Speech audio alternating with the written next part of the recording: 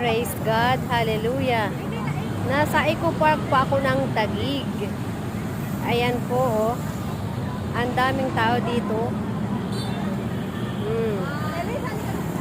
Ayan.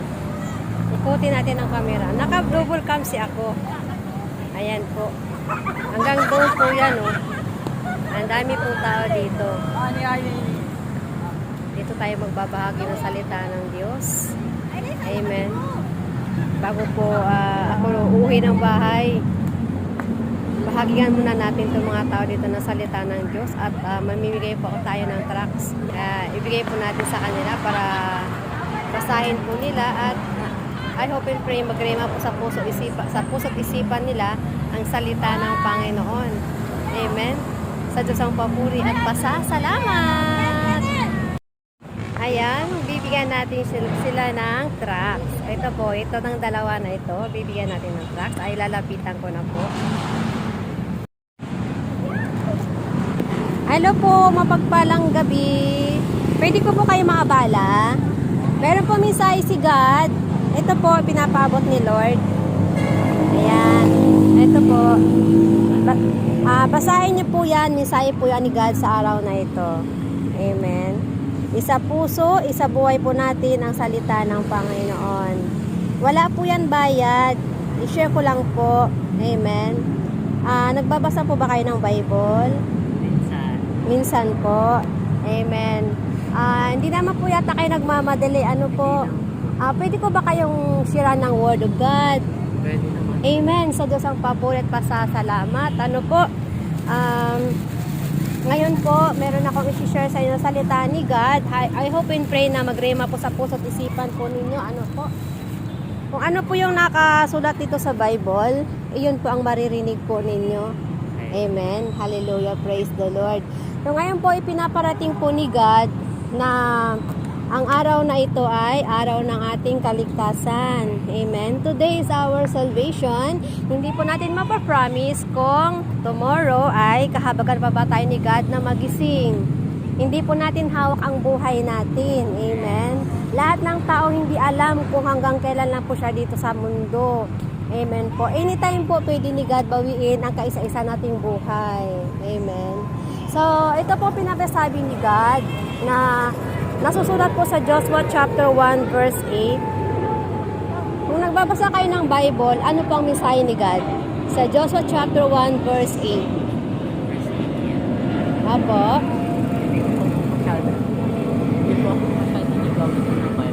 Pero nagbabasa po kayo ng Bible. Sa Diyos ang papuri pasasalamat.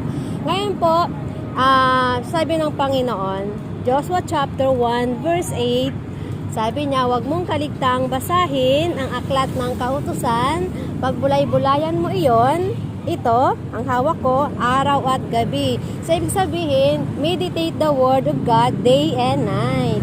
Amen. Hallelujah. Praise God. Kasi nga po, tayo mga tao, ngayong gabi na to, no? Pag tapos natin mamaya dito sa park, uuwi tayo, di ba? Amen. So, tayo mga tao, may decision po tayo matulog. Amen. May decision tayo umuwi mamaya o hindi. Di ba?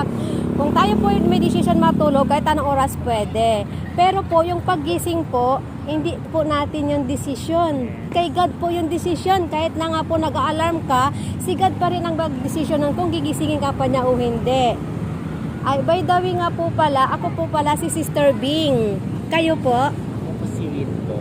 Si? Rin po. Ay, Rin! I'm sorry po. Medyo mahina kasi ang boses mo. Gawa nga na nakamas, no? Okay lang. Ayan, no? Brother Rin, no? Kayo po, Brad? Miguel? Miguel. Praise the Lord. Hallelujah. Hindi po aksidente na maririnig po ninyo ang gospel sa araw na ito. Amen. So, sabi ni God, yun na nga po sa Joshua chapter 1 verse 8, huwag natin kalimutan, basahin ang aklat ng kautusan. So, sabi niya, Mateo chapter 4 verse 4, hindi lamang nabubuhay ang tao sa tinapay o sa pisikal na pagkain, kundi po sa salita ng Diyos na namumutawi sa kanyang bibig. Amen po. Kaya kailangan natin si Jesus. Amen po. Kaya sabi nga ni God, no? Grabe yung pagmamahal ni God sa atin talaga, no? Kaya Nasusulat nga po sa John 3:16. Amen. Sabi nga niya, sapagkat gayon na lamang ang pag-ibig ng Diyos sa buong sangkatauhan, kaya't ibinigay niya ang kanyang kaisa-isang anak. Amen. Ang sino man pang sumampalataya ay hindi mapahamak. Amen. Kundi magkaroon ng buhay na walang hanggan. Amen. Sa Diyos ang papuri, no? Ako po si Sister Bing. Kinakasangkapan lamang ako ni God para po iparating po sa mga taong handang makinig ng salita ng Diyos. Kasi lahat ng tao hindi po nakikinig sa salita ni God. Marami pong nagre-reject kay Jesus. Amen. Kaya sabi ni God sa John chapter 3 verse 36, ang sumasampalataya sa akin, ang sumampalataya sa anak ng Diyos ay magkaroon ng buhay na walang hanggan.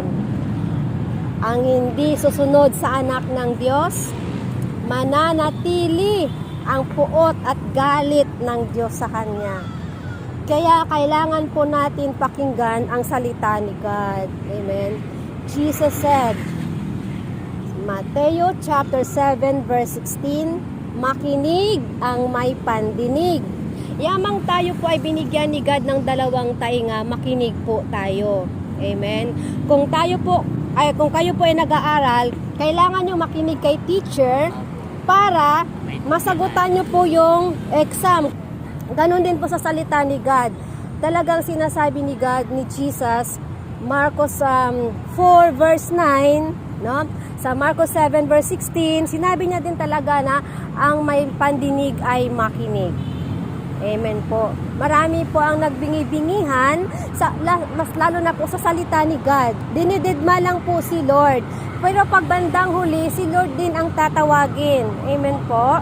Alam mo si Jesus, pinako sa krus. Wala pong kasalanan si Jesus. Opo, wala po siyang kasalanan. Walang bahid na kasalanan po si Jesus. Pero siya po ang pinarusahan ng Diyos Ama. Para po maligtas po ang buong mundo. Kasi nga ang tao, ayon po sa banal na kasulatan sa Roma chapter 3 verse 23, amen, ang lahat ay nagkasala. Wala ni isa man po sa atin ang nakaabot sa kaluwalhatian ng langit. Lahat nagkasala. Kaya ang offer ni Jesus, Mateo chapter 4 verse 17, amen, glory to God, sabi niya, repent, for the kingdom of heaven is at hand.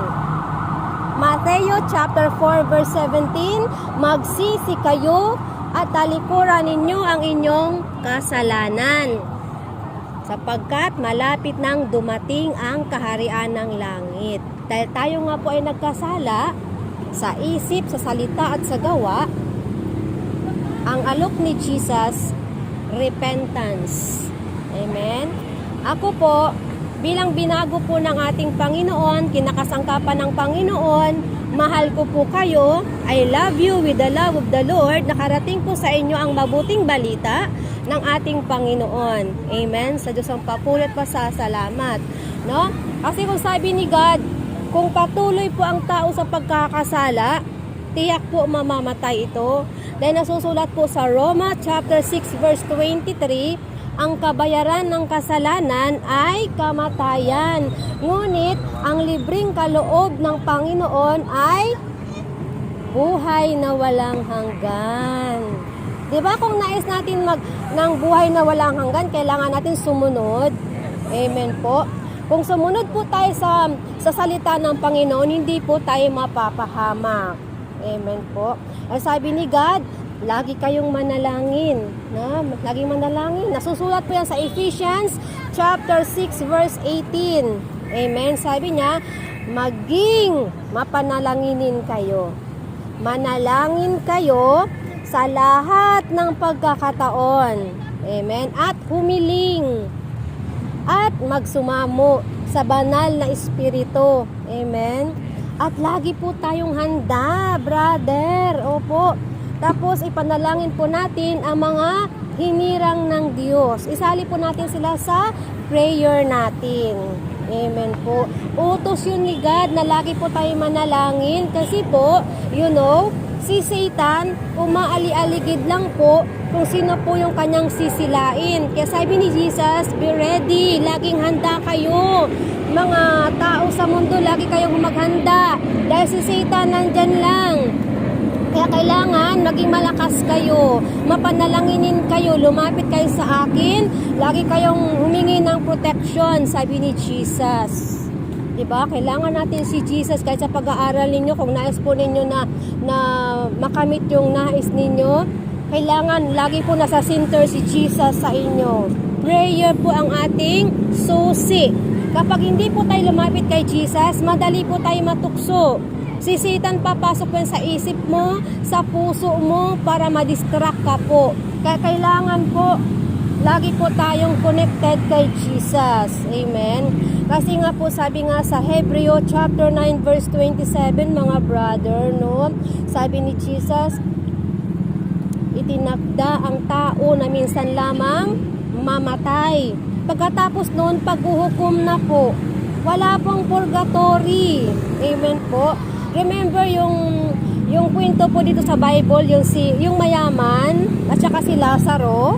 Di po ba yung mayamang na taon, namatay siya. Hindi siya nagpakumbaba. Hindi siya nagsisi sa kanyang kasalanan. Nagpakasasa dito sa mundo, sa lahat ng biyaya na binigay ni God. Never siya nagrepent. Pero si Lazaro, yung pulubi, na nanginginay ng mumu doon sa ilalim ng lamisa ng mayaman, alam mo po kung saan pumunta pagkatapos siyang namatay? Doon po sa piling ng Diyos. Samantala yung mayamang tao na nagpakasasa dito sa mundo, hindi kinilala si Jesus na kanyang God and personal Savior. Nung pagkatapos siya po namatay, di ba, namatay yung mayaman, namatay din yung pulubi para sila namatay. Ngayon, ang katawan nila nasa lupa, nagiging alabok na lamang, babalik na sa alabok kasi nga tayo ay alabok, di ba?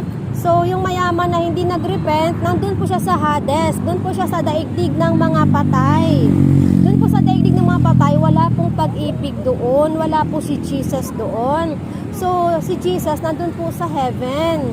So, yung pulubi na si Lazaro, kapiling po niya ang Panginoon. Kasama niya po si Amang Abraham. Kaya, mga brother, hindi pa po huli ang lahat. Dahil nga tayo nasa flesh pa, nakagawa tayo ng kasalanan, lalo na yung mata natin, di ba? Pag makakita tayo na tapos napupusuan natin, tapos bigla natin may masabi tayo na hindi maganda, kasalanan yun. Amen? So sabi ni God, lagi po tayong manalangin, lagi maghanda at magpasalamat lagi kay God. Always po magpasalamat tayo kay Lord. Kahit maliit na bagay, kahit ano man, thank you Lord. Lalo na po sa pag-uwi natin mamaya, magpasalamat Lord. Thank you, nakarating po kami ng safe. Thank you po sa araw na ito God. Always po tayo mag-thank you. Amen po.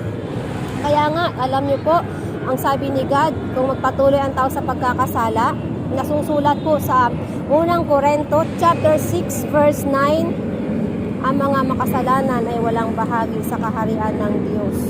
Amen po. Kaya iwasan po natin yung ayaw ni Lord, lalo na po yung pangangalunya, pakikiapid, pagsisinungaling, pagkainggit, pagnanakaw, pagsamba sa Diyos-Diyosan, nagawa ng kamay ng tao. Kasi nga po yung mga gawa ng kamay ng tao ng mga Diyos-Diyosan, ng mga rebulto, hindi po yan ang Diyos. Nasusulat po sa John chapter 4 verse 24, sabi ng Panginoon, ang Diyos ay espiritu, sasambahin natin siya sa espiritu at katotohanan. Amen po. Hallelujah, praise the Lord. Na napakabuti ng Diyos. Amen. Kaya sinasabi ni God sa Isaiah chapter 40 verse 6 hanggang 8, sabi niya, ang buhay natin dito ay katulad lamang ng damo na natutuyo. Parang katulad lang ng bulaklak sa parang na nalalanta. Pero po ang pag-ibig ng Panginoon, ang salita ng Diyos ay mananatili magpakailanman. Amen po. Sabi ni Jesus sa John 15 verse 5, wala tayong magagawa kung tayo ay hiwalay sa Diyos. Kaya kailangan lagi po tayong connected kay Jesus. Amen po.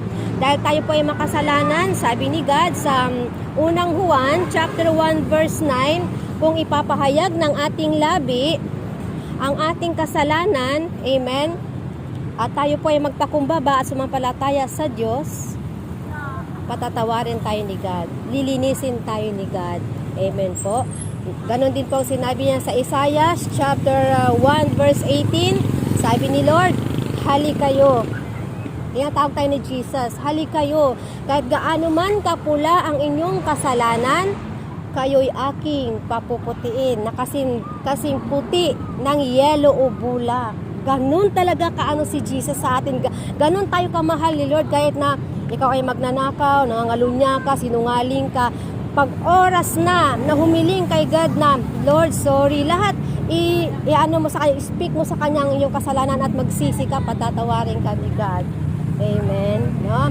Kaya, at sinabi niya rin po sa Roma chapter 10 verse 9, kung ipapahayag po ninyong dalawa ang sa inyong bibig, no, na ang Panginoong Hesus ay Panginoon, na namatay sa krus, muling binuhay ng Diyos Ama, at ikaw pa ay sumampalataya, ikaw ay maliligtas.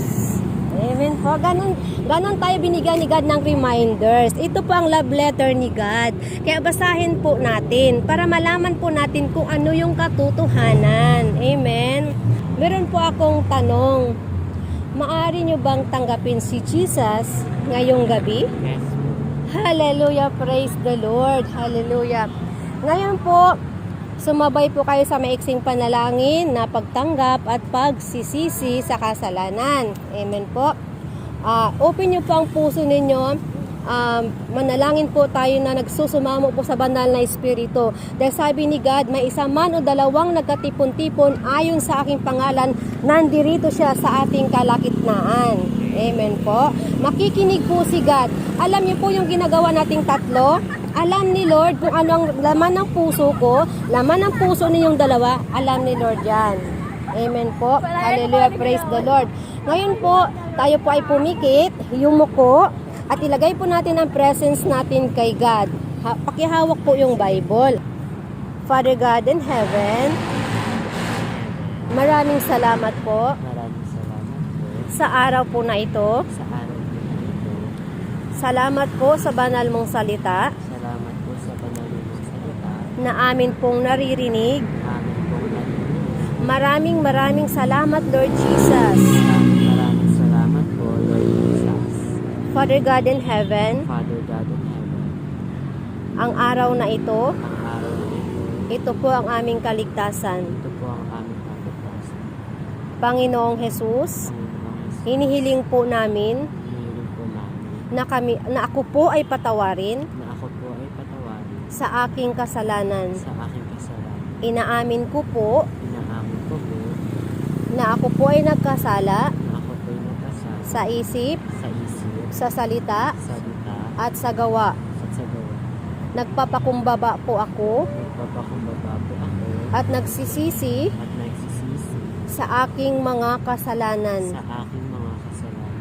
Sa araw na ito, Panginoon, Sa araw na ito, Panginoon, tinatanggap kita. tinatanggap kita. Ikaw ang aking Panginoon Ikaw ang aking Panginoon at tagapagligtas. at tagapagligtas. Panginoong Jesus. Panginoong Jesus.